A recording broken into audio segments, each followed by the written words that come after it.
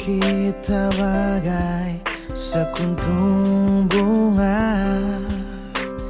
Pagi tumbuh berlalu, sore tiada.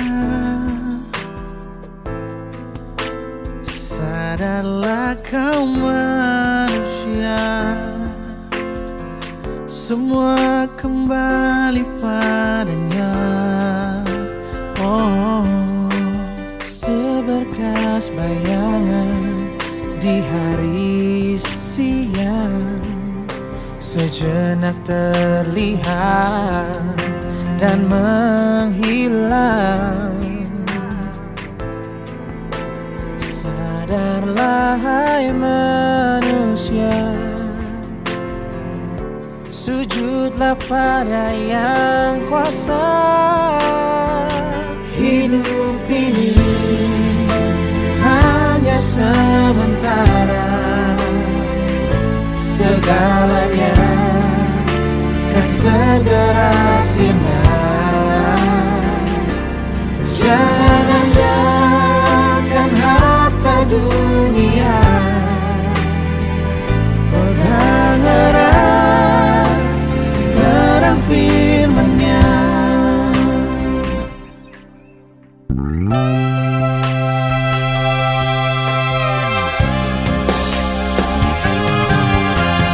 Seberkas bayangan di hari siang, sejenak terlihat dan menghilang.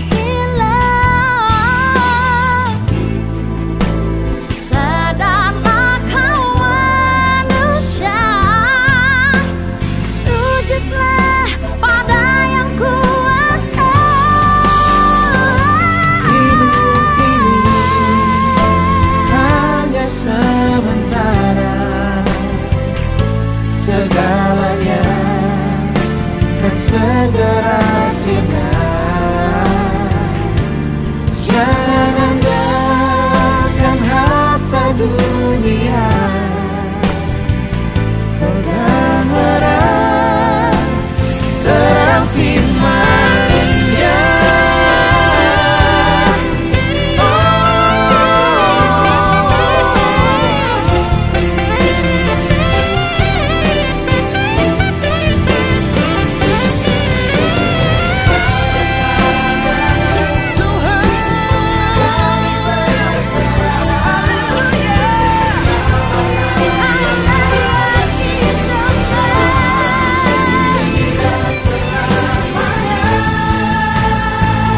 Hidup ini hanya sementara, Segalanya kan segera sirna. jangan andalkan harta dunia, pegang erat terang firman-Nya.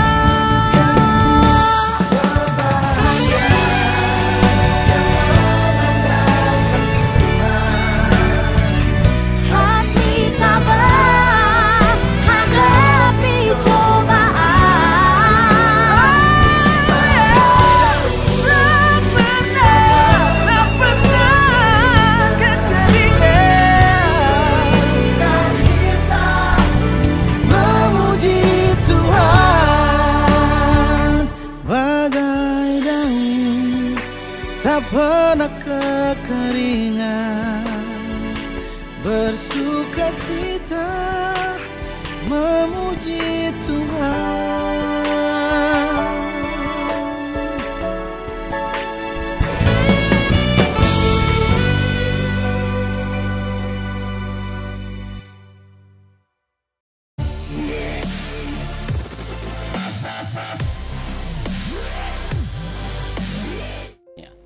Kita akan belajar dari kehidupan Bapak dan Ibu Lot, ya kan?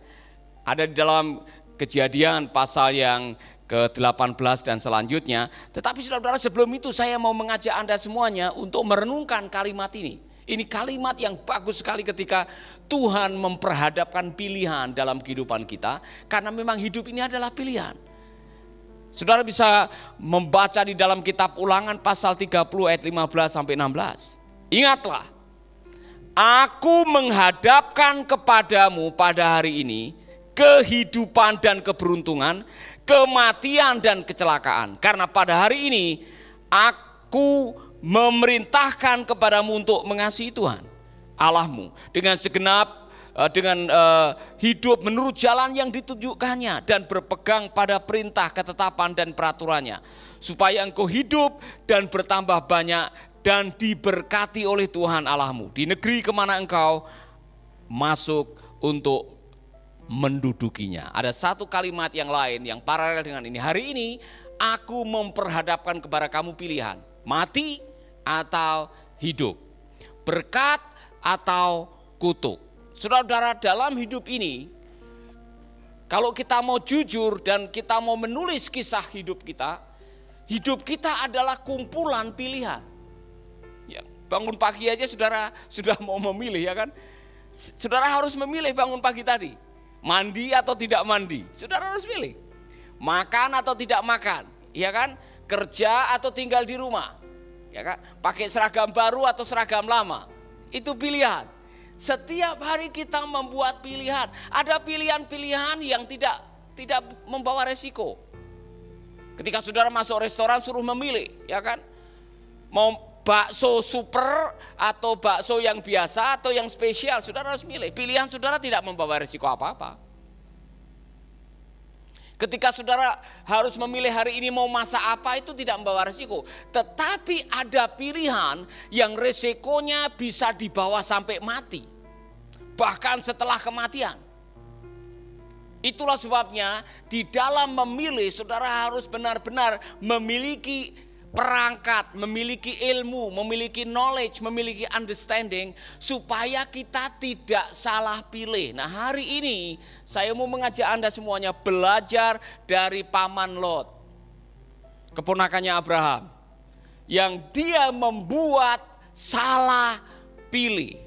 Dan pilihan-pilihan yang dibuatnya membuat akhir hidupnya sangat mengenaskan. Saudara tidak pernah menyangka seorang pengusaha seperti Lot yang cukup berhasil, akhir hidupnya dia dibikin mabuk oleh kedua putrinya supaya mau meniduri kedua anaknya. Sangat mengenaskan. Tetapi itulah saudara-saudara, kadang-kadang kita tidak punya kemampuan untuk membuat pilihan yang tepat karena kita tidak punya perangkat. Maka jangan pernah melupakan, dikatakan tadi, jangan pernah melupakan kebenaran firman, karena kebenaran firman itu yang akan menjadi alat bagi Anda untuk membuat keputusan. Saya mau tanya, adakah di antara saudara yang pernah diperhadapkan untuk membuat keputusan yang sulit dalam hidup? Ya kan? Madu dan racun. Ada mau pilih yang mana ini? Anak keju atau anak singkong? Saudara harus memilih tinggal di mana? Saudara harus memilih hidup dengan siapa? Saudara harus memilih melakukan yang mana? Dalam hidup ini ada banyak pilihan. Nah, mari kita akan melihat beberapa kesalahan yang dibuat oleh paman Lot yang bisa menjadi pembelajaran bagi kita sekalian. Saudara-saudara, kesalahan yang pertama yang dibuat oleh paman Lot adalah dia mengorbankan nilai hidup demi gaya hidup. Waspadai, saudara-saudara. Ada orang-orang yang mengorbankan nilai-nilai kehidupan yang adalah prinsip kehidupan, yang adalah iman dan keyakinan kita hanya demi gaya hidup.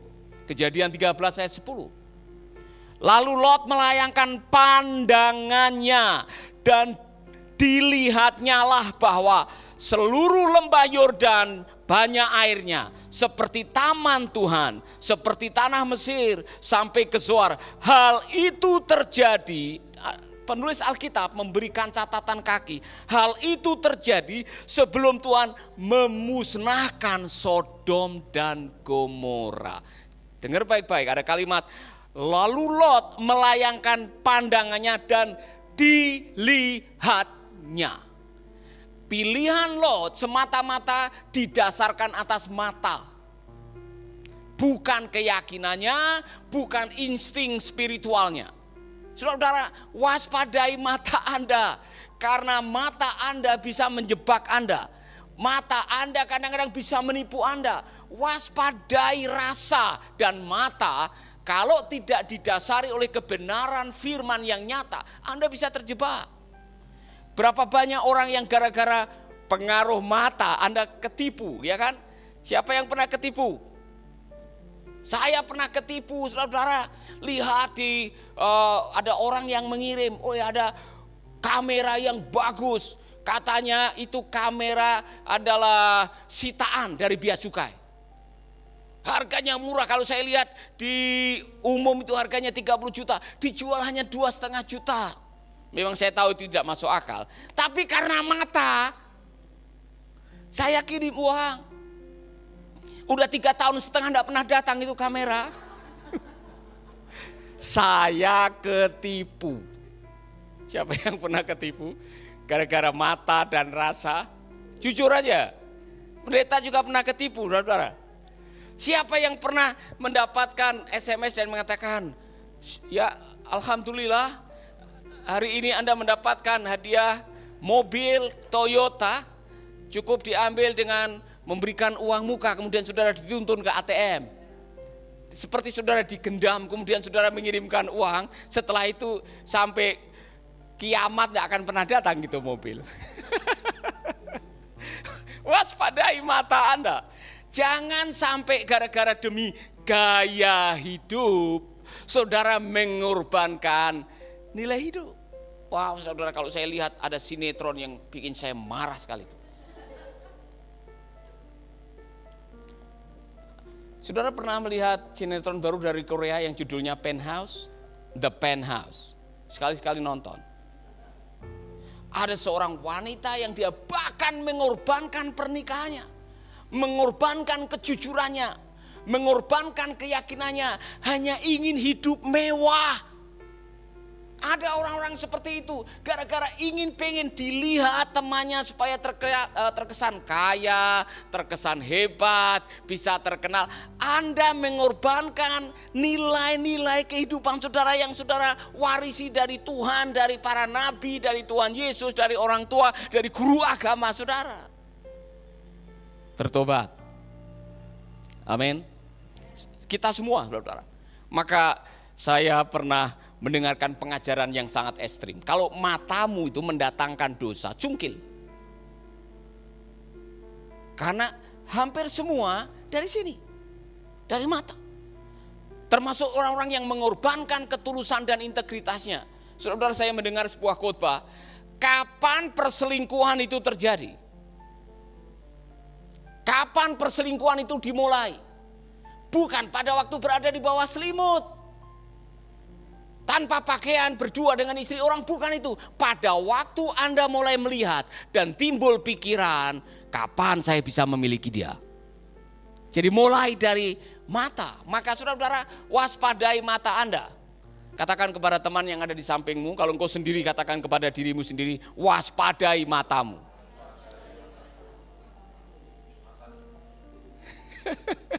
Amin.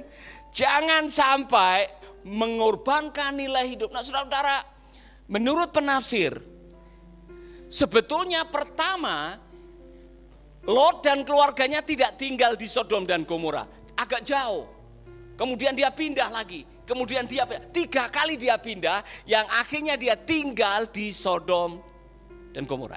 Di kota di mana sebetulnya secara mungkin kalau boleh digambarkan sekarang, kota yang mewah, glamor, tapi Lot tidak menyadari ada kebobrokan moral yang nantinya akan dituai oleh keluarga ini. Saudara-saudara, hidup ini adalah pilihan.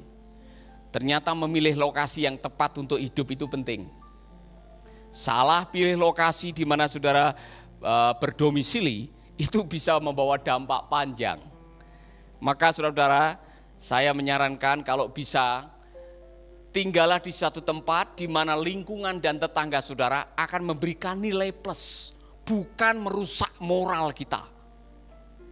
Ini contoh aja, saudara-saudara. Ketika pemazmur mengatakan, jangan berjalan dengan orang fasik. Jangan berdiri di jalan orang berdosa. Jangan duduk dengan pencemooh. Jangan berteman atau WA-WA-an itu, WA-WA-an dengan orang tukang selingkuh. Kalau ada yang mulai macam-macam SMS saudara atau kirim-kirim foto yang ngajak yang enggak, diblok. Putuskan, jangan mau saudara. Saya mau mengatakan kepada Anda semuanya, pilihan Anda mengenai dengan siapa Anda hidup, di mana akan Anda hidup, itu menentukan kualitas hidup saudara. Belajar dari anak yang terhilang. Belum waktunya dia pegang uang.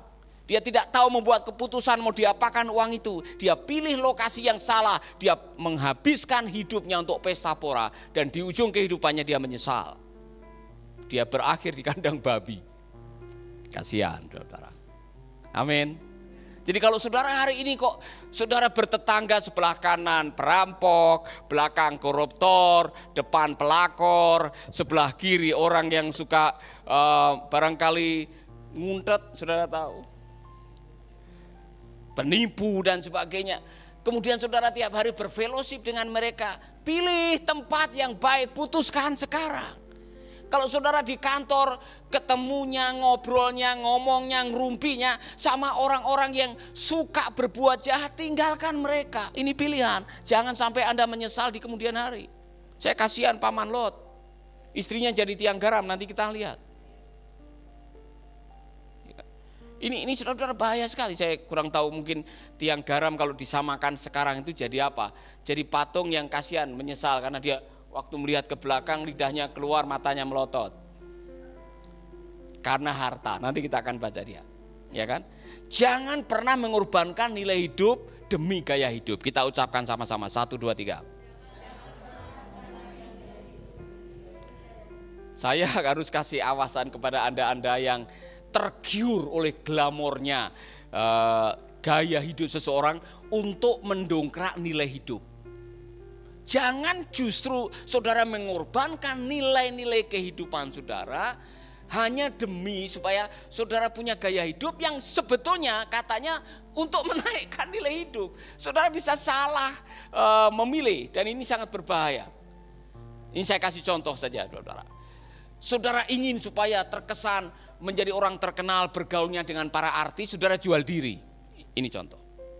Setelah saudara jual diri, konon saudara bisa bersahabat dengan orang terkenal. Sampai di sana saudara akan menyesal.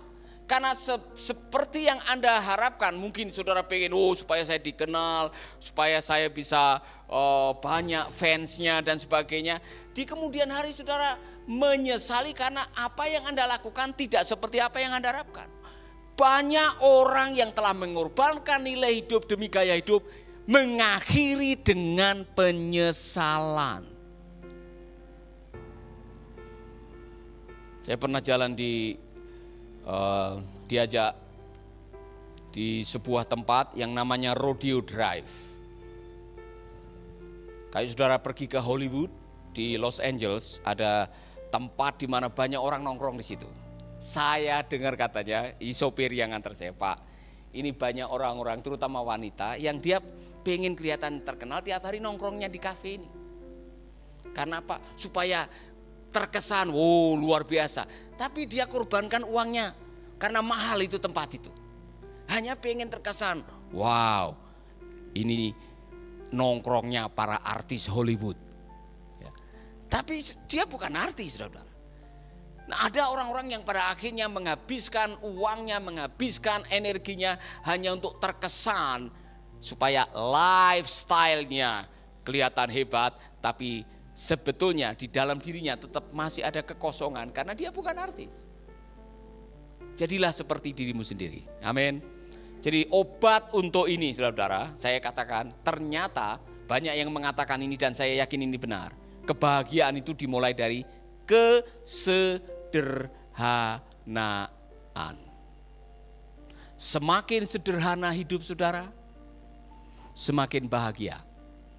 Semakin sederhana hidup saudara, semakin bahagia. Saya bisa membayangkan tuh orang-orang yang hidupnya complicated.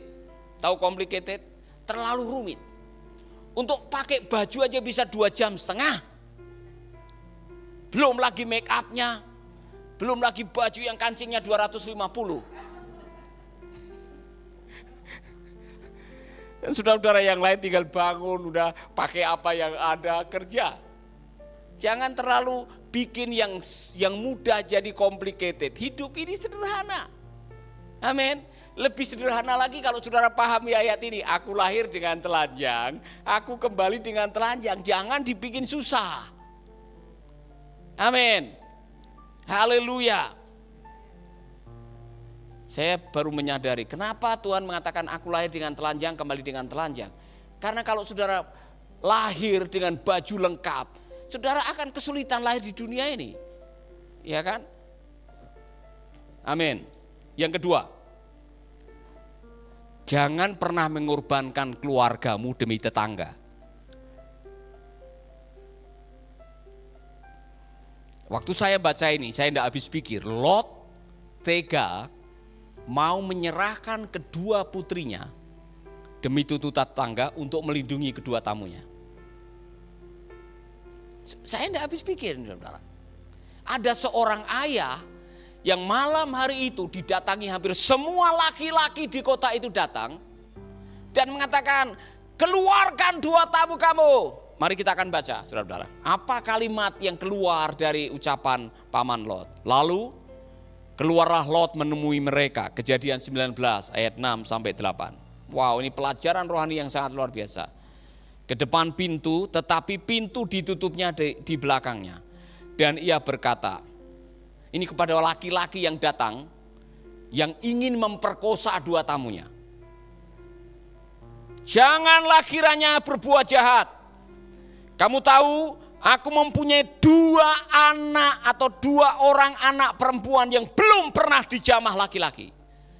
Baiklah mereka kubawa keluar kepadamu, perbuatlah kepada mereka seperti yang kamu pandang baik. Hanya jangan kamu apa-apakan orang-orang ini, sebab mereka memang datang untuk berlindung di dalam rumahku. Memang di dalam hukum pada zaman itu tamu itu harus dilindungi. Tetapi demi melindungi tamu, demi melindungi orang atau demi memenuhi tuntutan orang banyak, kemudian saudara mengatakan, hei, silahkan ambil kedua anak saya, perbuat apa saja. Kalau mau perkosa, mau diapakan silahkan. Dan ini ratusan orang, saudara.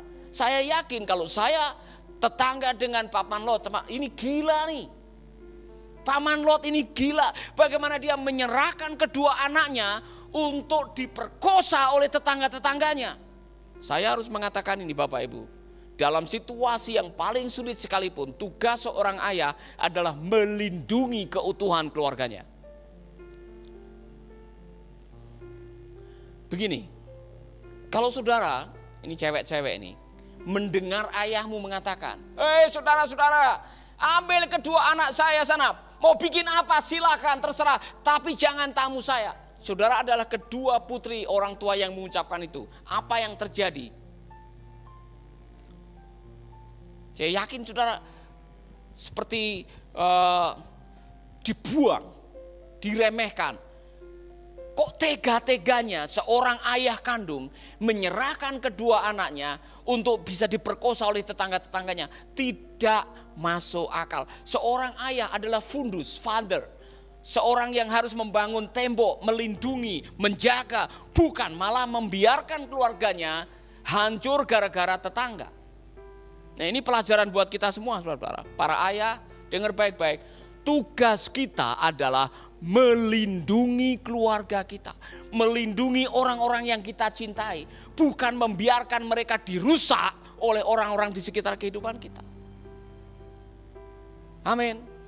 Maka saya pernah mengatakan kepada Debbie dan Airin, kalau ada yang mau minta kamu untuk menjadi pacar atau suami, bawa orang itu ke saya. Saya mau tes dulu, jalan dari Denpasar ke Bedugul, bisa enggak?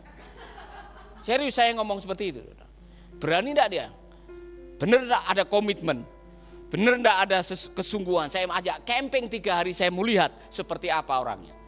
Supaya saya tahu bahwa orang itu benar-benar memperlakukan putri saya dengan baik. Yang punya anak perempuan, Jangan begitu mudah membiarkan anakmu diambil oleh orang. Kau harus tahu benar-benar. Saudara suatu saat akan punya menantu laki-laki, ya kan? Yang punya anak perempuan.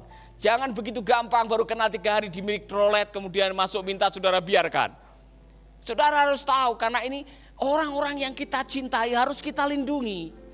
Bukan kita biarkan dan masa depannya penuh dengan penyesalan. Oh saudara, saya tidak tahu apakah kedua orang ini, anak putrinya ini akhirnya punya kepahitan dengan ayahnya. Tapi yang jelas di ujung kehidupannya 2 anak ini ngerjain bapaknya. Pada waktu ibu Lot meninggal karena ada di tiang garam dan mereka pergi ke goa dan mereka hanya bertiga, 2 anak ini bikin papanya mabuk supaya ditidurin oleh ayahnya sendiri. Dari mana dia dapat ilmu itu? Dari moral yang bobrok di Sodom dan Gomora. Dan dari seorang ayah yang tidak melindungi dia. Bapak-bapak, lindungilah orang-orang yang Anda cintai. Amin. Dan salah satu cara melindungi anak-anakmu adalah jadilah teladan yang baik dalam sisi nilai kehidupan. Karena anakmu melihat tingkah lakumu dan apa yang kau perbuat. Jangan sampai kita hanya pinter khotbah, pinter menasihati, pinter ngomong, tapi kelakuan kita dipertanyakan oleh anak-anak kita. Papa bilang jangan selingkuh, papa sendiri selingkuh misalkan aja. Amin. Haleluya. Di ujung kehidupan, apa sih yang paling berharga dalam hidup? Keluarga. Tanya kepada banyak orang, apa aset kehidupan yang paling berharga?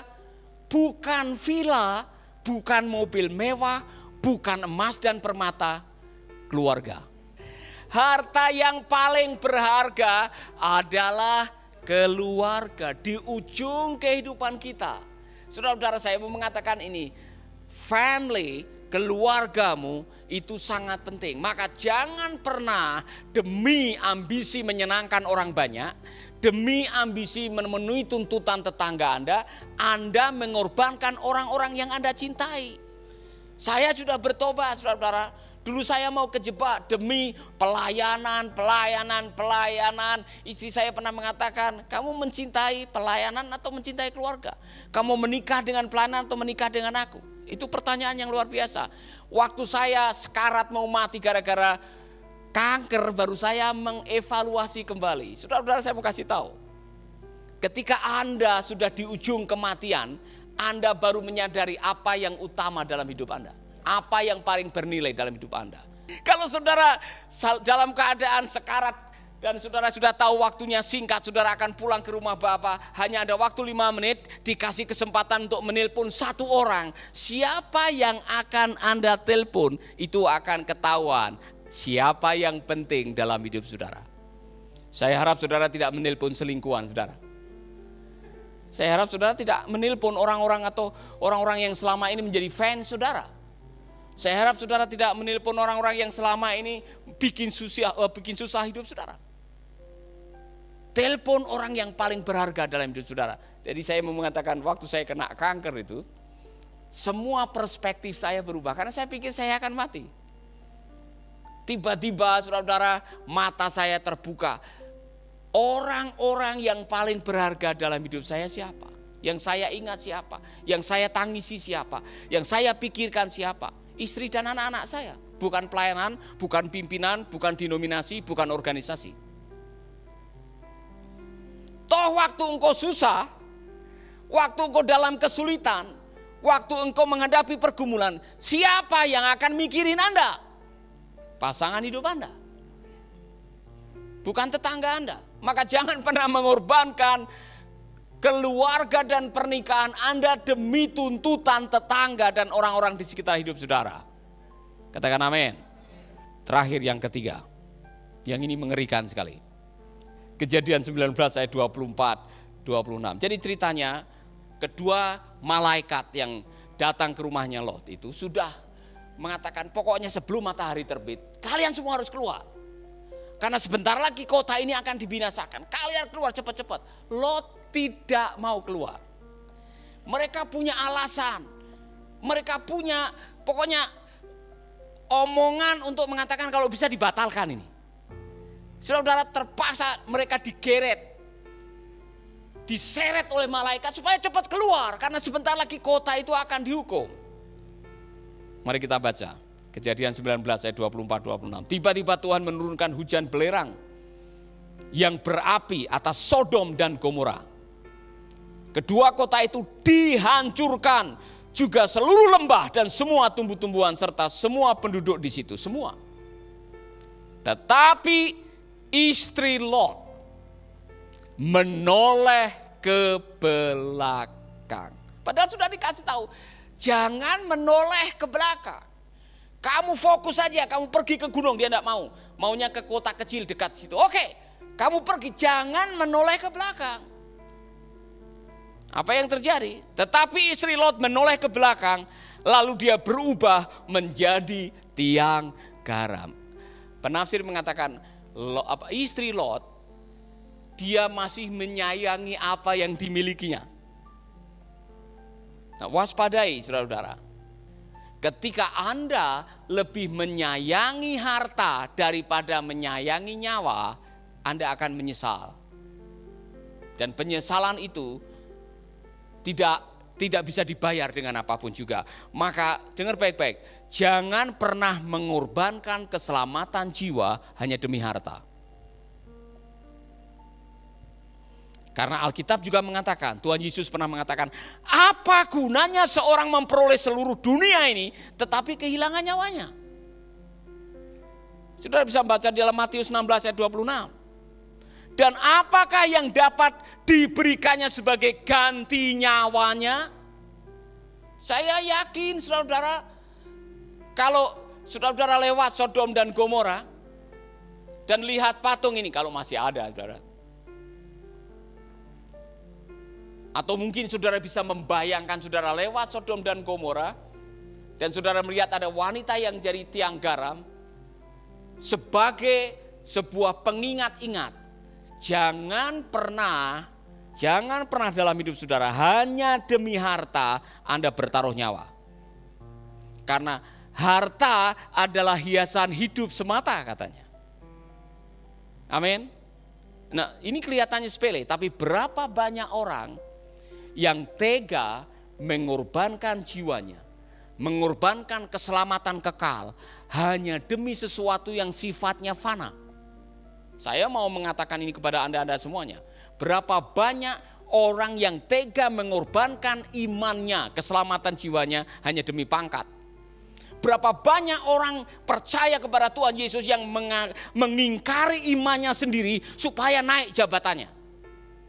Berapa banyak wanita yang pada akhirnya meninggalkan imannya hanya demi teman hidup.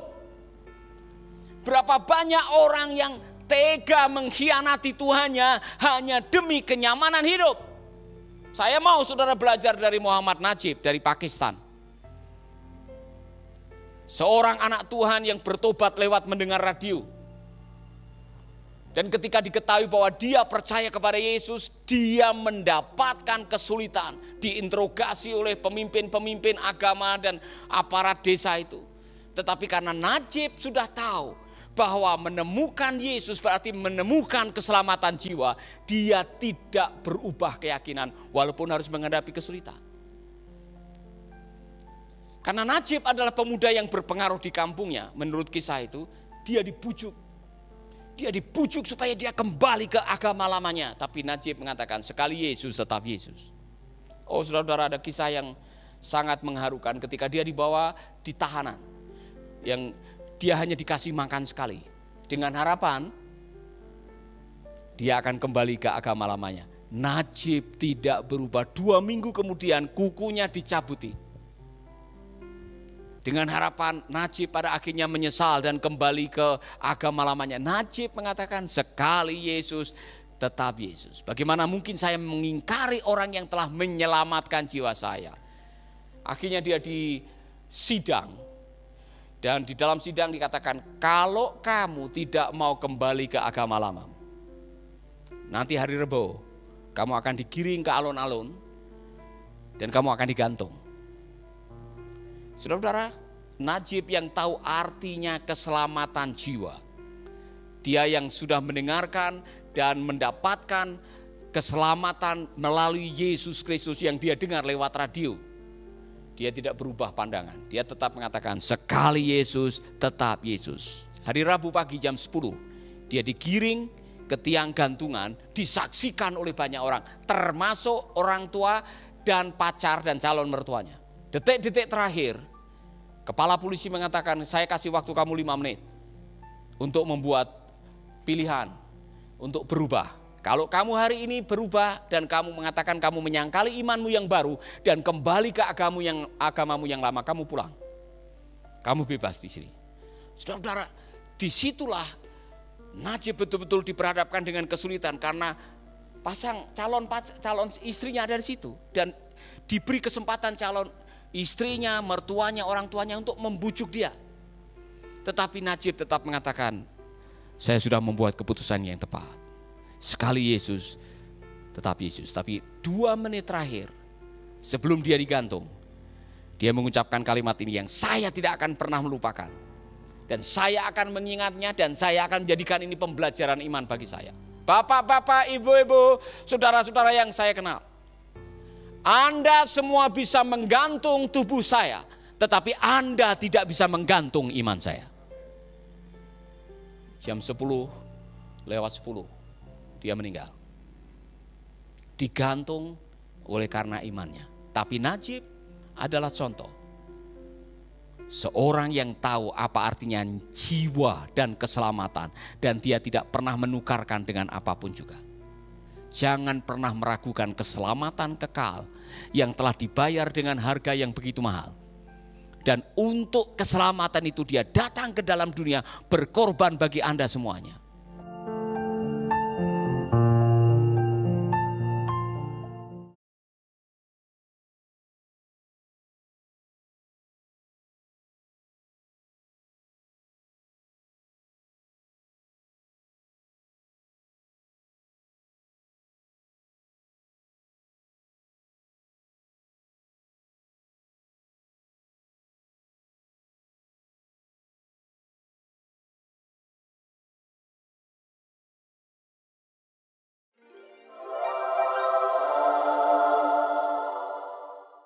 Anda tidak akan pernah mengalami hidup yang berkemenangan jika Anda belum bisa hidup dalam pengampunan.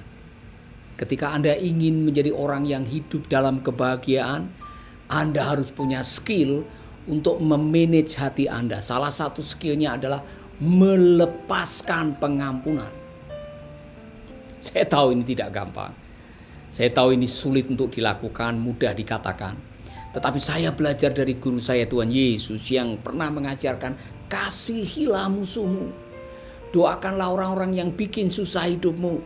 Saudara-saudara, dan dia bukan hanya mengucapkan, mengkhotbahkan, mengajarkan atau berteori. Dia melakukannya. Apa yang dia ucapkan dia praktekkan dan terbukti di atas kayu salib.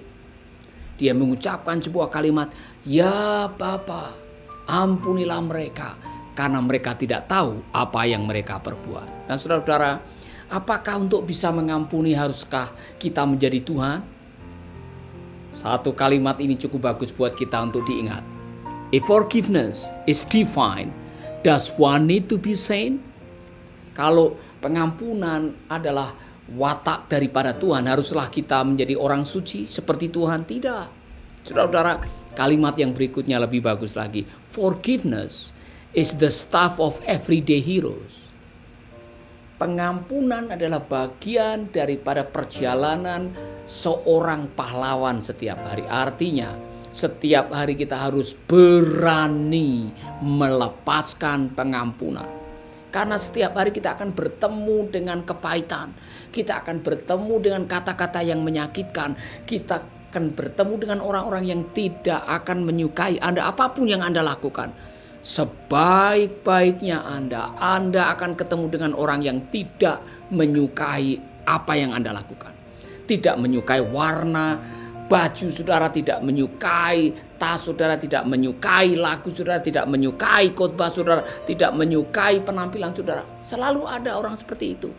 Lalu mau apa? Mengizinkan kepahitan tinggal di dalam hati dan merampok sukacita dalam kehidupan, membiarkan amarah menyelinap dalam jiwa, kemudian kita tidak bisa memiliki gairah dan kehilangan harapan. Dengar baik-baik. Marah 5 menit, imun sistem Anda macet selama 6 jam. Itulah sebabnya Tuhan Yesus mengatakan, jangan pernah marah sampai matahari terbenam. Karena Tuhan Yesus tahu, amarah bisa menghancurkan jiwa dan raga Anda. Dan satu-satunya cara untuk membebaskan diri kita dari kemarahan, kepahitan, balas dendam adalah melepaskan pengampunan. Itulah sebabnya dikatakan the ultimate measure of internal peace. Melepaskan pengampunan adalah bagian daripada gaya hidup seorang pahlawan. Tiap hari kita harus berani mengampuni, karena dari situlah kita bisa mengukur kedamaian batin kita. Saudara-saudara, saat kita bisa mengampuni, kita tahu bahwa di dalam hati kita sedang mencari ketenangan batin. Dan keberanian untuk mengampuni mencerminkan bahwa Anda lebih mengutamakan ketenangan batin daripada ego saudara. Amin. Itulah sebabnya saya bersyukur saya diajar oleh Tuhan Yesus untuk kita mengampuni. Dan Rasul Paulus mengatakan, segala kepahitan, geram, amarah, kata-kata kotor, kejahatan, buanglah semuanya itu. Buang. Karena ketika kita tidak bisa membuang, kita akan menjadikan hidup ini seperti tempat sampah. Dengar baik-baik. Ketika Anda tidak bisa mengampuni, ketika Anda tidak mau melepaskan pengampunan, yang dirugikan adalah diri Anda sendiri. Ingat baik saudara, kalau Anda minum racun serangga, jangan pernah mengharapkan tukang ojek atau tetangga Anda yang akan mati. Ketika Anda menyimpan kepahitan, ketika Anda menyimpan sakit hati, ketika Anda membiarkan amarah menyelinap di dada Anda yang akan dirugikan. Lambat atau cepat, Anda akan kena sakit penyakit. Maka benar hasil survei yang mengatakan, orang-orang yang opname di rumah sakit itu 50% bisa pulang sekarang tanpa obat, tanpa dokter. Kalau bisa melepaskan kepahitan dari dalam diri mereka. Jangan terlalu lama menyimpan kepahitan. Lepaskan sekarang, minta pengampunan dari Tuhan, dan lepaskan pengampunan sekarang kepada orang-orang yang telah menyakiti hati Anda, melecehkan Anda, menzolimi Anda, mengkhianati Anda. Lepaskan sekarang. Jangan ditunda-tunda lagi. Maka ketika Anda bisa dan berani melepaskan pengampunan, Anda akan dianugerahi dengan kebahagiaan, kesembuhan, keajaiban, dan hidup dalam harapan. Lakukan sekarang juga. Di dalam nama Tuhan Yesus Kristus, terimalah pengampunan, terimalah pemulihan, terimalah keajaiban. Amin. Tuhan memberkati.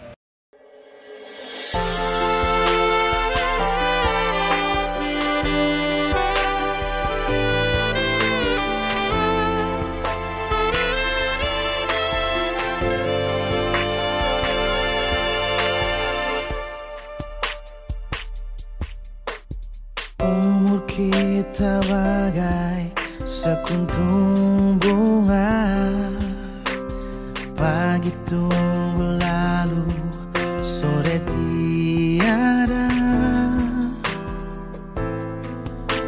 Sadarlah kau manusia, semua kembali padanya. Oh, seberkas bayangan di hari siang, sejenak terlihat dan menghilang. Sadarlah hai manusia, sujudlah pada yang kuasa.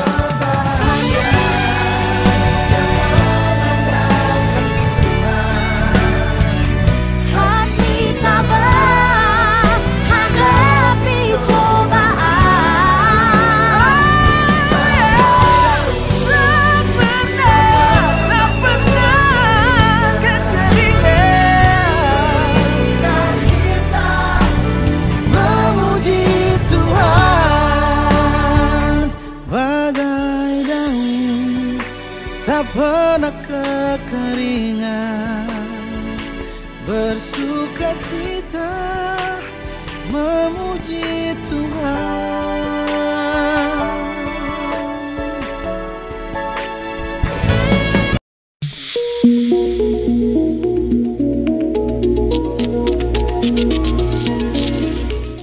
Haleluya.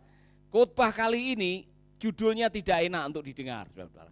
Karena judulnya adalah dusta yang membawa maut. Dusta yang membawa maut. Coba saudara mengucapkan ini. Berani tidak mengucapkan? Dusta yang membawa maut. 1, 2, 3. Saya lagi mengajar berseri dari Kisah Para Rasul. Dan kita sampai kepada Kisah Rasul pasal yang kelima. Ada mama papa, ya kan, yang berani berdusta setelah menjual asetnya, yaitu Ananias dan Safira. Siapa yang punya anak dikasih nama Ananias? Ada? Atau ada yang punya tetangga namanya Safira? Ada ya? Ya, dulu ada mantan sekolah SPPT yang namanya Safira. Saudara-saudara, saya mau mengajarkan kepada Anda, yang namanya dusta itu selalu membawa masalah. Karena dusta itu bukan bawaan dari surga. Saudara-saudara, Alkitab mengatakan bapak dari segala pendusta itu siapa? Iblis. Makanya kalau ada orang berdusta, pasti ada hukumannya. Ya kan? Di dalam kehidupan sehari-hari, di dalam pernikahan, di dalam pelayanan, saudara-saudara, kita akan ketemu dengan yang namanya dusta. Dan orang-orang yang masih berdusta dalam pernikahan, dalam pekerjaan, dalam pelayanan, akan bertemu dengan konsekuensi yang sama.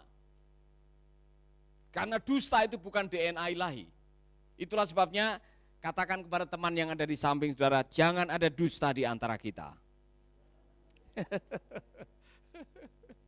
Amin. Saudara-saudara, dengar baik-baik. Di dalam pasal 5, saudara akan belajar sesuatu yang menarik. Saya tadi belajar bahwa di dalam pelayanan itu ada tipuan-tipuan juga ternyata. Konteks Ananias dan Safira memberi itu sedang melayani Tuhan melalui pemberian. Tapi ternyata di sana ada tipuannya. Mari kita akan melihat. Tetapi ada seorang laki-laki bernama Ananias. Ia dengan istrinya bernama Safira menjual juga sebidang tanah kepunyaan mereka. Jadi zaman itu gereja mula-mula sedang berapi-api melayani Tuhan. Karena dipenuhi oleh roh, maka mereka digerakkan dengan caring. Mereka punya care, mereka punya kepedulian terhadap orang-orang yang baru bertobat yang kekurangan. Maka mereka dengan sukarela menjual harta bendanya, tanahnya, asetnya, rukonya barangkali, mobilnya kalau sudah ada mobil waktu itu. Mereka berikan untuk persembahan untuk pelayanan. Tetapi Ananias dan Safira ini agak unik. Mari kita akan lihat. Uang dari penjualan itu sebagiannya ia tahan untuk diri sendiri. Dan yang lainnya ia diserahkan kepada rasul-rasul. Boleh enggak menjual kemudian memberikan separuh saja? Boleh, enggak masalah. Saudara menjual aset saudara mau kasih 1/10, mau kasih 1/20, mau kasih 50%, tidak masalah. Itu harta-hartamu sendiri, aset-asetmu sendiri. Waktu dijual juga itu milikmu sendiri. Ada masalah di sini. Ketika Rasul Petrus bertanya, maka Petrus berkata kepadanya, Ananias, mengapa kau biarkan iblis? Dengar kalimatnya. Mengapa kau biarkan iblis menguasai hatimu sampai kau berdusta kepada Roh Allah? Dengan diam-diam menahan untuk dirimu sendiri sebagian dari uang penjualan tanah itu. Tanah itu engkau punya sebelum engkau menjualnya. Dan sesudah tanah itu dijual pun uangnya masih engkau punya juga. Jadi mengapa ada maksud di dalam hatimu untuk berbuat yang seperti itu? Bukan manusia yang engkau dustai, tapi Allah. Begitu Ananias mendengar kata-kata itu langsung jatuh, stroke, langsung mati. Tidak ada kata stroke, saya tambahi aja. Saudara, ini peristiwa yang sangat memalukan, tapi memuat banyak pembelajaran kepada kita.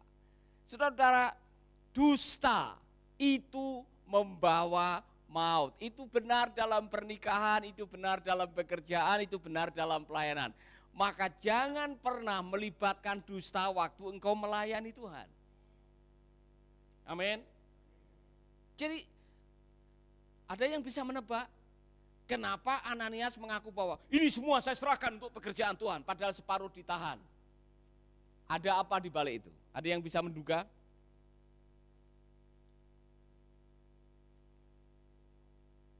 Ya kenapa dia harus berbohong?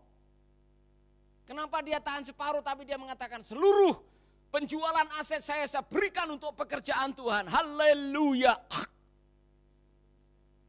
Langsung mati. Apa yang ada di benaknya Ananias dan Safira? Nanti saudara bisa membaca kelanjutannya. Mereka sekongkol rupanya. Bukan hanya suaminya saja, tapi istrinya juga sama punya, tidak tahu apakah mereka sudah sepakat atau belum. Nah kira-kira 3 jam kemudian istrinya masuk. Ia tidak tahu apa yang baru terjadi. Petrus berkata kepadanya, coba beritahukan kepada saya, ini kepada ibu Safira. Apakah tanah yang kau dan suamimu jual itu sebanyak ini harganya? Betul Bapak, kami jual seharga itu. Itu semua yang kami berikan untuk pekerjaan Tuhan. Langsung dia mati juga. Ada masalah apa dengan mereka? Apa yang mereka cari dengan memberi itu? Kalau mereka tulus membeli atau tulus memberi, kenapa harus ditahan-tahan dan ngomong bohong, saudara? Jadi di dalam pekerjaan Tuhan, di dalam pelayanan, banyak orang yang salah mengerti apa artinya melayani. Saya mau kasih tahu, saudara, yang namanya pelayanan itu rawan penyalahgunaan. Pelayanan itu banyak disalahgunakan, maka ada tipuan-tipuan dalam pelayanan. Saya sudah pernah cerita kepada sebagian staf saya mendengar dan saya melihat sendiri ada film yang berjudul The Leap of Faith. Ada penginjil yang merekayasa mujizat, seolah-olah mujizat padahal bukan mujizat, untuk mengesankan kepada orang, woi saya hebat. Jadi ceritanya begini, ini evangelis yang pakai tenda di Amerika, jadi sudah di setel semuanya. Kalau ada orang datang ke kebaktian KKR, dari depan sudah ditanya, siapa namamu, alamat di mana, kamu datang sini ada keperluan apa, kalau kamu sakit apa, coba sebutkan, sudah berapa lama kamu sakit. Jadi semua yang datang sudah dicatat. Nah kemudian sementara pengkhotbah, haleluya, berapi-api. Oh saya lihat ada orang yang pakai baju hitam di pojok sana, kamu tinggal di sini, kamu kena COVID kemarin, ya kan? Dan kamu sudah masuk rumah sakit 5 kali, kamu belum sembuh. Hari ini Tuhan akan tolong kamu. Nah, orang yang tidak tahu bahwa ternyata di telinga dia ada headphone. Dan sudah ada, orang Jawa sudah diketik, sudah dikasih tahu. Dia yang tidak tahu, oh haleluya, haleluya. Dipikirnya itu pekerjaan Roh Kudus, bukan. Kemudian udah di setel di tengah-tengah jemaat, ada timnya dia yang suruh nelan hati ayam. Tapi sudah diatur ini. Kemudian nanti penginjil mengatakan, Roh Kudus memberitahukan di sini ada orang yang sedang kena kanker leher. Tuhan sedang menyamangku, kemudian muntah. Ada seperti daging, itu hati ayam yang dia telan dimuntahkan lagi. Wah saudara-saudara, kelihatannya hebat, luar biasa. Tapi akhirnya berujung apa? Ditangkap polisi, dipenjarakan. Ini sebuah contoh, The Leap of Faith dalam film itu, bahwa di dalam pelayanan ada orang-orang yang menyalahgunakan pelayanan. Saya mau kasih tahu kepada Anda semuanya, to serve is to give. Intisari melayani, to serve is to give. Mari kita mengucapkan sama-sama. 1, 2, 3. Tahu to serve? Melayani artinya apa? Memberi. Melayani itu memberi. Ibadah itu memberi. Jadi kalau saudara melayani untuk mendapatkan keuntungan, untuk unjuk gigi supaya dapat penghargaan, untuk unjuk kehebatan supaya dapat pujian, salah tempat. Kalau Anda mau unjuk kehebatan supaya dapat penghargaan, masuk Indonesian Idol. Di situ saudara dapat tepukan, saudara dapat penghargaan, saudara dapat nomor hebat luar biasa. Itu kalau Anda mau unjuk kehebatan, bukan di tempat pelayanan. Amin. Saya mau meluruskan saudara supaya Anda tidak kecewa. Saya mau mengatakan seperti ini karena saya juga pernah mengalami di awal-awal pelayanan salah motivasi. Saya jujur saudara-saudara. Dan saya menyadari ketika saya melayani Tuhan dengan salah motivasi, akhirnya saya bisa melukai banyak orang dan saya juga melukai Tuhan dan melukai diri sendiri. Maka kita belajar di sini, kembali kepada Bapak Ananias dan Ibu Safira. Motivasinya apa? Ini kalau Pak Yohanes baru jual warisan, ditahan separuh, kemudian Pak Yohanes tulis cek ini, ditulis seluruh persembahan hasil penjualan tanah saya berikan kepadamu. Kemudian nanti di daftar donasi itu ditulis paling atas. Dengan jumlah pemberian 5 miliar misalkan. Orang kan akan mengatakan, wow, tidak menyangka ya Pak Yohanes bisa memberikan 5 miliar. Kemudian cerita semua tersebar. Kamu tahu enggak, dia itu jual warisan semuanya. Istrinya aja enggak dapat 1 sen pun. Anak-anaknya dikasih, semua dikasih buat pekerjaan Tuhan. Terkesan hebat, luar biasa, hebat. Tapi setelah diumumkan Pak Yohanes sudah enggak ada lagi. Misalkan. Jadi saudara-saudara, apa yang terjadi? Ananias dengan Safira, dia memberi untuk mendapat. Itu persoalannya. Ada orang-orang yang ditanya, kenapa memberi persembahan? Supaya saya diberkati Pak. Kenapa kasih per bulan? Supaya saya diberkati Pak. Kenapa kamu melayani? Supaya saya diberkati. Kelihatannya rohani, tapi salah motivasi. Kalau Anda melayani itu untuk memberi, bukan untuk mendapat. Amin. Haleluya. Saya mendengar ada seorang ibu yang terbakar oleh khotbah seorang penginjil yang mengatakan, kalau kamu memberi sekarang, kamu akan pulang dan kamu mendapati pemberian kamu digandakan oleh Tuhan 5 kali, 10 kali, 25 kali. Tanpa pikir panjang dia tulis cek 25 juta tanpa kasih tahu suami. Padahal suami akan pakai uang itu untuk modal usaha. Jadi waktu dia memberikan, kemudian saudara-saudara, dia berharap pulang akan mendapatkan lebih banyak. Ternyata suami tanya, ini uang kemana? Kenapa kamu tulis cek sebanyak ini? Kenapa tidak kasih tahu saya? Dia marah. Akhirnya dia telepon pendetanya, kembalikan itu cek kepada saya. Itu modal saya untuk kerja. Jadi hati-hati saudara-saudara, ketika Anda memberi untuk mendapat, melayani untuk mendapat. Termasuk yang ada di depan sini. Waktu saudara menjadi song leader, waktu main musik, waktu memimpin ibadah. Jangan sekali-kali Anda mengatakan, saya mau tampil supaya saya dihargai, saya dihormati. Salah konsep. Saudara tidak akan mendapatkan apa-apa. Karena kalau saudara sudah mendapatkan pujian dari manusia, saudara tidak akan mendapatkan apa-apa dari surga. Bertobat. Oke. Yang kedua, jangan macam-macam dengan dusta. Dusta itu selalu membawa konsekuensi. Konsekuensi pertama, Anda dusta 1 kali, Anda perlu 9 dusta untuk besok menutupi dusta hari ini. Saya ulangi lagi ya. 1 dusta diperlukan berapa dusta untuk menutupi? 9. Kalau lusa saudara dusta 9 kali, kira-kira hari berikutnya saudara perlu berapa dusta untuk menutupinya? 9 kali 9, 81. Nah kalau saudara dusta lagi, pada hari yang keempat, berapa banyak dusta yang saudara perlukan untuk menutupi dusta-dusta yang sebelumnya? Maka orang yang suka berdusta biasanya stres. Nah saya sudah memberitahukan kepada Anda semuanya, terutama suami-suami, jangan sekali-sekali mendustai wanita.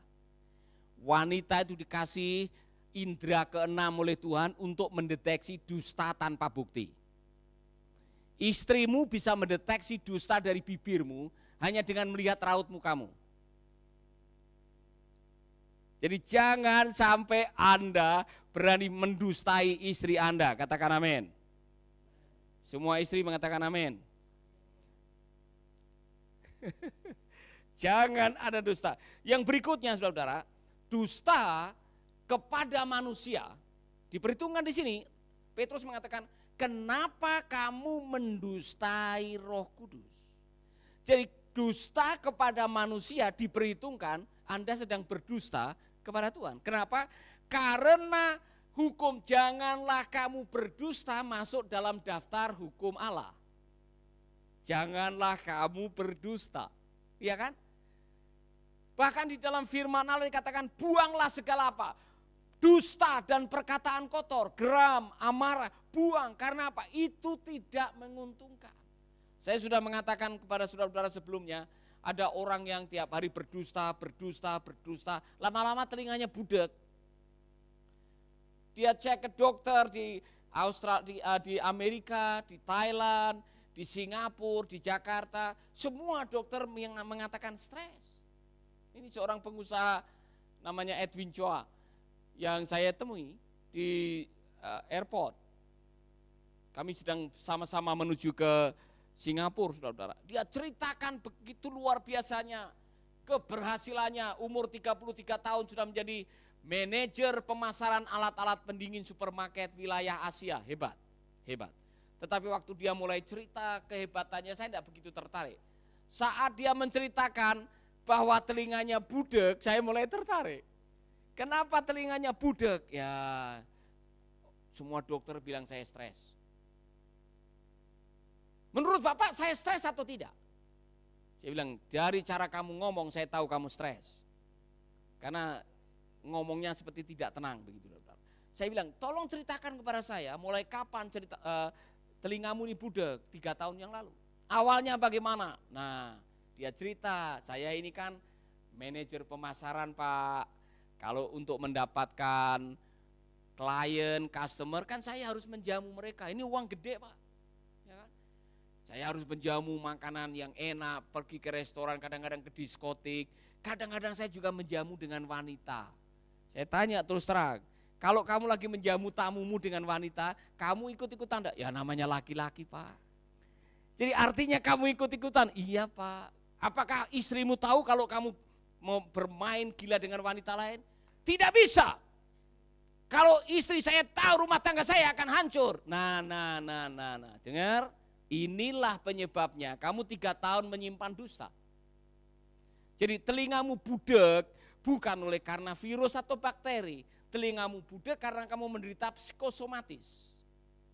Penyakit yang tidak disebabkan oleh bakteri atau virus, tapi karena masalah kejiwaan. Saudara kok tiap-tiap malam pusing, tiap malam lehernya seperti dicekik.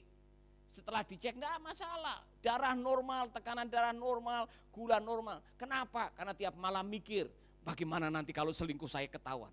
Bagaimana kalau saya nanti ketahuan? Saudara bisa menderita itu. Jangan ada dusta, karena apa? Dusta selalu membawa bencana. Karena mendustai manusia sama dengan mendustai Allah. Amin. Sadar ya?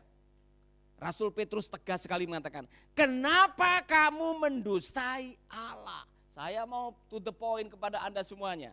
Ketika Anda mendustai saya, Anda sedang mendustai Allah. Ketika istri mendustai suami dan suami mendustai istri, Anda sedang mendustai Allah. Ketika Anda sedang berdusta, Anda sedang melanggar kebenaran firman Allah. Tengok teman saudara, pelototin matanya dan bilang jangan berdusta lagi.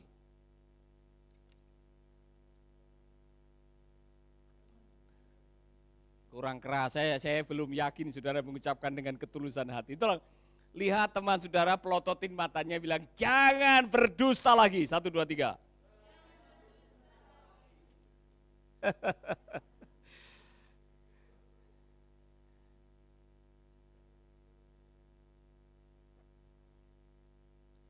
Pelajaran yang berikutnya buat kita saudara-saudara. Jadi yang pertama, dusta itu membawa maut.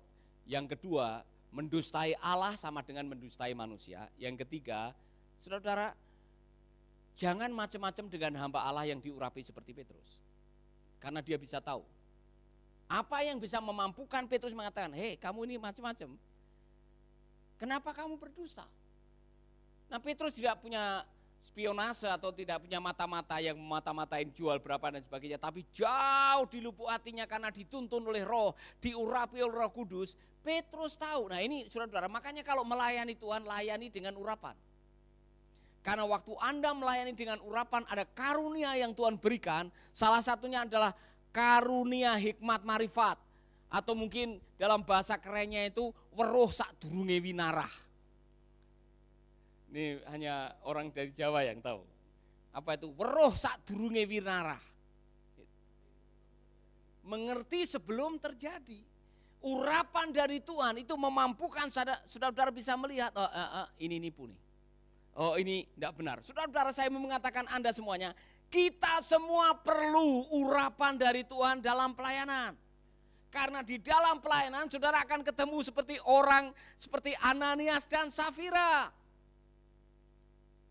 Tidak semua orang yang senyum dengan Anda mengatakan, Pak Paulus saya diberkati, haleluya Tuhan baik. Dia akan terus seperti itu di belakang. Ada yang di depan senyum, di belakang nikam, ada. Ada yang di depan saudara seolah-olah ramah, baik, di belakang ngomongin saudara, ada. Ada yang memuji-muji Anda, di belakang dia menjelek-jelekan Anda. Banyak, cuma di sini tidak ada. Di Arab Saudi sana banyak. Nah saudara-saudara, apa yang terjadi ketika kita tidak diperlengkapi dengan urapan, kita mudah dipermainkan oleh orang. Saya mau mengajak kita semuanya, mari kita melayani dengan urapan dari Tuhan. Wah, mulai dari pasal 2, 3, 4, 5 kita melihat kehebatan Rasul Petrus dan rasul-rasul yang lain dipakai oleh Tuhan karena apa? Mereka baru saja dipenuhi dengan kuasa Roh Kudus. Hari ini kita memperingati hari pencurahan Roh Kudus. Cuma saya mau meluruskan kepada Anda semuanya. Banyak orang yang berlomba-lomba ingin dipenuhi tapi tidak tahu untuk apa dipenuhi. Ingat baik-baik, kamu akan menerima dunamos, kuasa. Dalam bahasa Jawa, kowe bakal nompo kasekten. Tahu kasekten? Kamu akan menjadi sakti, bukan untuk gagah-gagahan, bukan untuk hebat-hebatan, tapi untuk menjadi martus, menjadi martir, menjadi saksi. Jadi dipenuhi roh, itu tujuannya untuk apa? Kita dimampukan melayani Tuhan. Bukan untuk aksesoris gagah-gagahan. Oh saya sudah dipenuhi roh. Saudara pergi ke pasar, nawal sandar jepit. Kemudian saudara lihat, lama sekali. Bahasa roh. Lihat ke bawah, sandal lama. Saudara lihat di situ ada, laba-laba. Saudara menggunakan bahasa roh untuk terkesan supaya super rohani. Salah. Bahasa roh itu diberikan kepada kita. Saya menggunakannya waktu berdoa untuk apa? Untuk membangun diri kita sendiri. Bahasa roh diberikan bukan untuk gagah-gagahan sehingga terkesan kita menjadi super rohani. Kita dipenuhi roh untuk menjadi martir, untuk menjadi saksi. Seperti apa kata Kisah Rasul 1 ayat 8. Katakan amin. Saya mau mengatakan kepada Anda semuanya, saya suka kita semua melayani dengan roh, bahkan dipenuhi oleh roh. Cuman mohon pakai kuasanya, jangan hanya bangga dengan tandanya. Bahasa roh itu adalah tanda. Jangan sampai Anda begitu terlena kagum dengan tandanya, lupa menggunakan kuasanya. Sama seperti waktu saya beli HP. Waktu saya beli HP, saya terima 2 hal. Kotak yang isinya HP dan kwitansi selembar kertas. Kwitansi itu adalah tanda terima.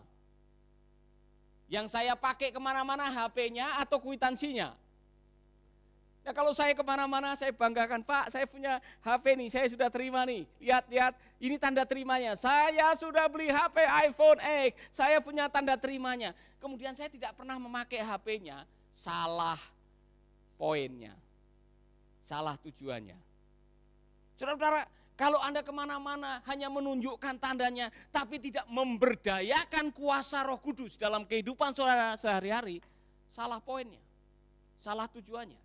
Kamu akan menerima kuasa supaya kamu bisa menjadi saksi aku. Jadi kalau selesai ibadah pencurahan Roh Kudus, kepada semua saudara-saudaraku yang sudah rajin mengikuti ibadah pencurahan Roh Kudus, sekarang saatnya keluar dari rumah, melayani Tuhan menggunakan kuasa itu.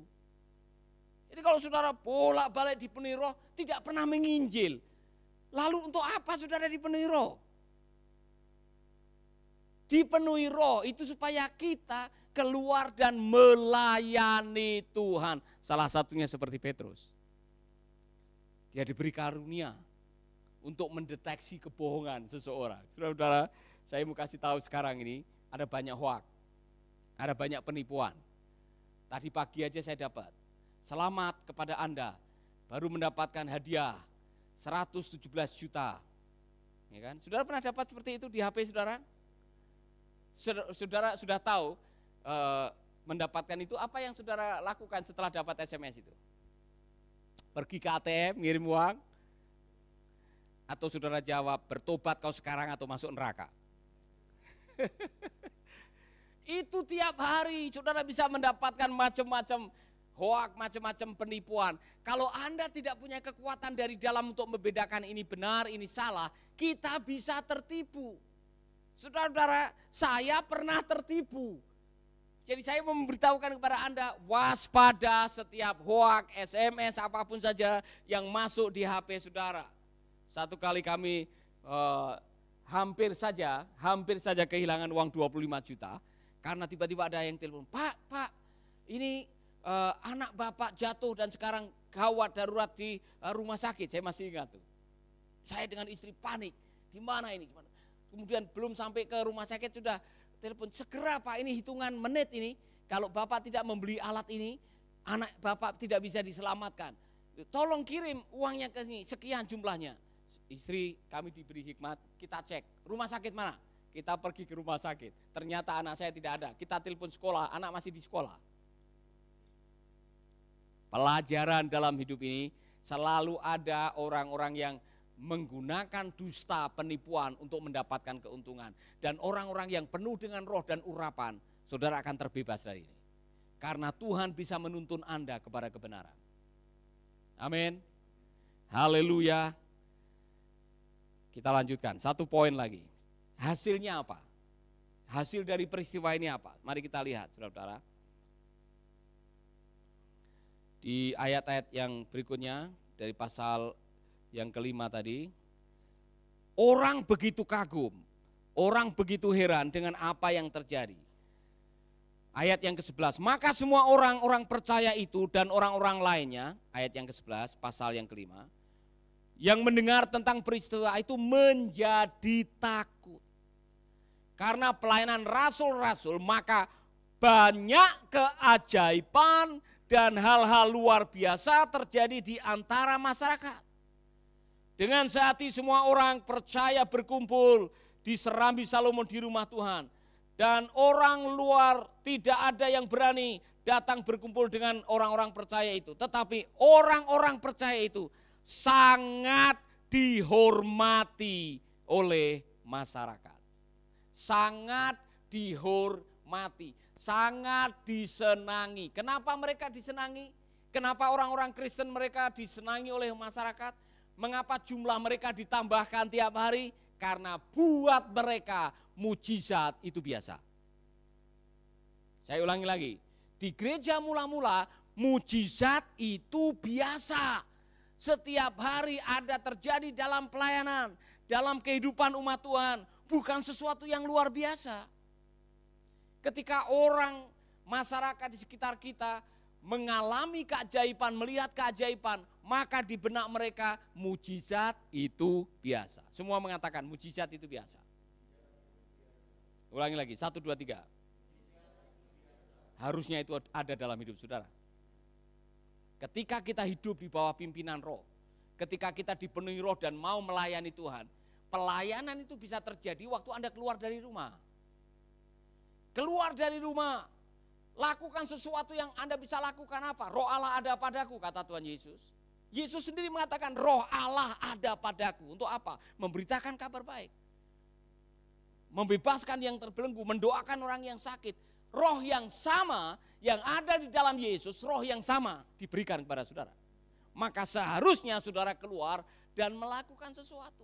Doakan, berkati, kasih kata dorongan, beritakan kabar baik. Saudara akan jadi heran, kenapa Tuhan bisa pakai saya? Saya masih ingat pelayanan di Cepu, di Betani Cepu. Dan dalam pelayanan itu saudara, saya tidak mendoakan orang. Saya hanya menolong saudara, menyadarkan saudara, di dalam dirimu ada kuasa Tuhan. Di dalam setiap orang percaya, di dalam dirimu ada roh Allah. Dan roh yang aku berikan kepadamu lebih besar daripada roh yang ada dalam dunia ini. Berdayakan roh Allah dalam diri saudara. Saya mengatakan Anda bisa berdoa untuk dirimu sendiri dan orang lain. Tidak mesti harus didoakan oleh pendeta. Saya mengatakan semua yang sakit maju ke depan, tumpang tangan di tempat yang sakit dan berdoa sendiri. Saya tidak berdoa. Meyakini bahwa ada kuasa di dalam diri saudara. Ada seorang ibu yang adalah TKW di Malaysia, yang tidak kembali ke Malaysia karena kena kanker rahim. Sudah 2 tahun katanya dia tidak bisa operasi karena BPJS-nya belum selesai. Tapi hasil pemeriksaan dokter di dalamnya ada benda atau ada tumor yang besar. Saudara, saya berdoa jam 10. Jam 3 saya dapat telepon dari anaknya, dari gembala, Pak ada yang terjadi tadi. Bapak tadi waktu menyuruh semua orang berdoa yang sakit-sakit, ada seorang ibu yang waktu keluar jam 3 tadi dia pergi ke kamar mandi, ada sesuatu yang keluar. Yaitu gumpalan yang besar. Saya bilang, saya tidak percaya sebelum saya lihat foto. Tolong difoto, benar atau tidak? Difoto. Dan benar ada gumpalan yang besar keluar dari rahimnya. Dan saya bilang, tolong kalau benar suruh dia datang besok. Waktu saya KKR di gereja lain datang untuk dia bersaksi. Dia datang. Dan benar. Ibu itu berdoa buat dirinya sendiri. Dan pada akhirnya dia mengalami keajaiban. Karena di dalam diri kita ada kuasa. Amin. Amin. Jadi kalau saudara ketemu dengan orang yang sakit dan mengatakan orang sakit itu minta mungkin pertolongan pada saudara, beranikah saudara mengucapkan seperti Petrus, emas dan perak, dolar, rupiah aku tidak punya, tapi apa yang aku punya aku berikan kepadamu dalam nama Yesus, sembuh. Berani? Ini anak-anak panti yang masih sekolah, kalau ada temanmu kerauhan di kelas, berani mendoakan? Jujur, ya kan? Kalau ada temanmu di kelas kerauhan berani tumpang tangan, kau mengatakan dalam nama Yesus setan keluar. Ya. Atau dalam nama Yesus aku yang keluar. Saudara. Karena takut. Amin.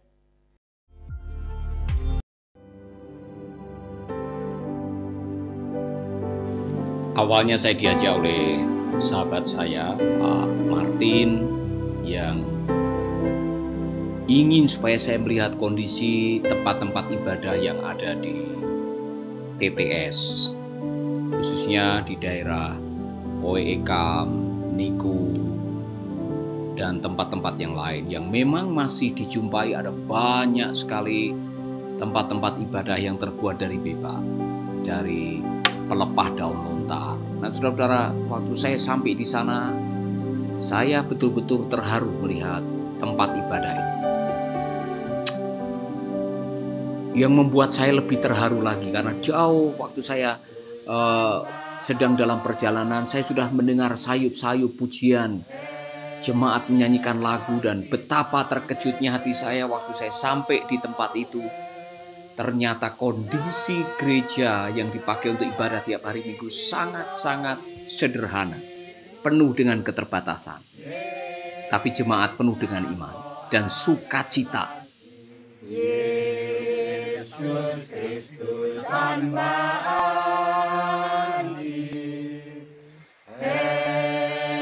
alkit manekes noges, nan elasik nino inu, yes nako alelasi.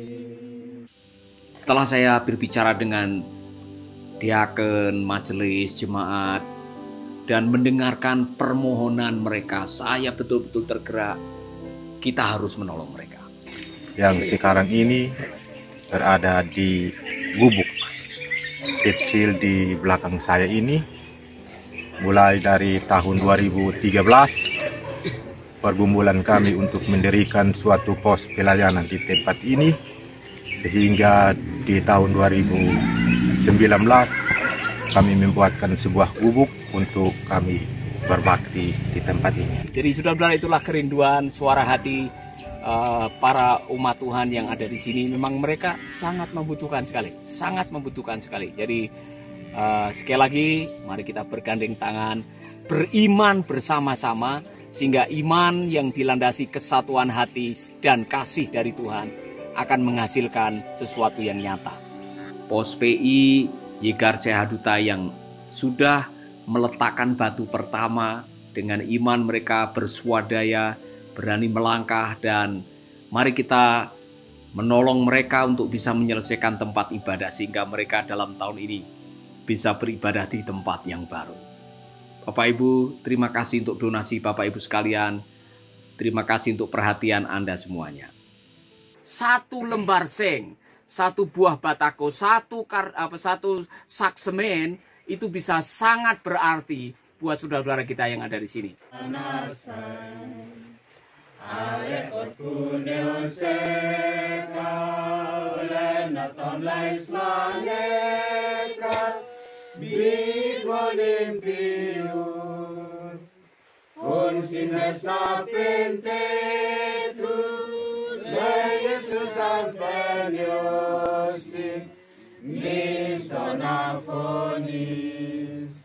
Nati alangkit manekes nokes. Yes.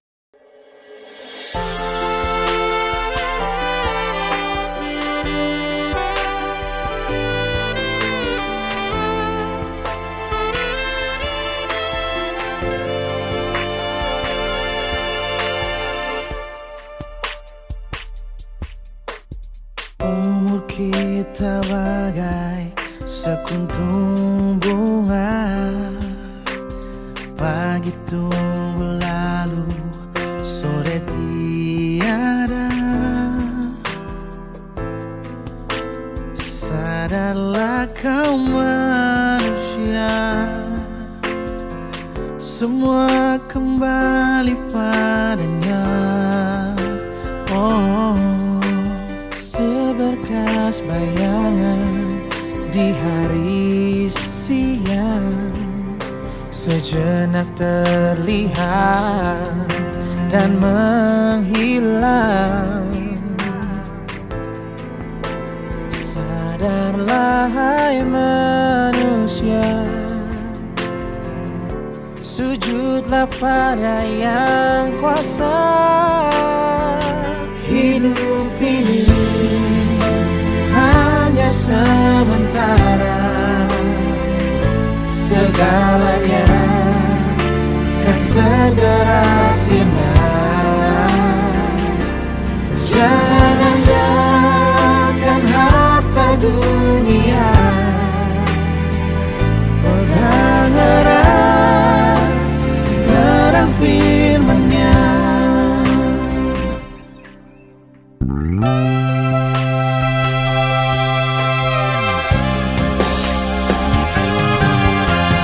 Seberkas bayangan di hari siang, sejenak terlihat dan menghilang.